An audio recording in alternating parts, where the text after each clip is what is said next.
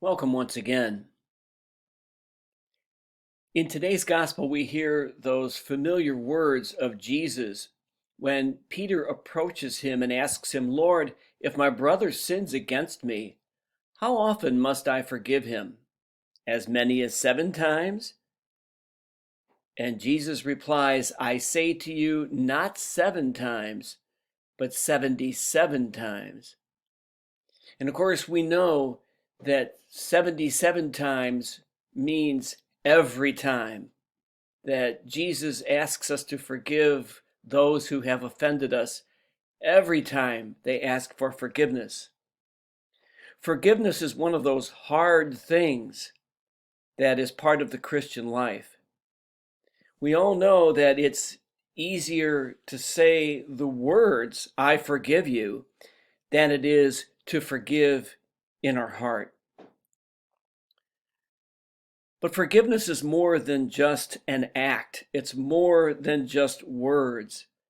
Forgiveness is a process. It's a process of healing relationships. It's a process of reuniting minds, hearts, and souls when those two hearts have been broken, when the relationship has been broken. And so the process of forgiveness involves saying the words for sure. But forgiveness also, to be true, to be authentic, has to be followed up with actions. Actions that actually restore trust. Actions that restore unity.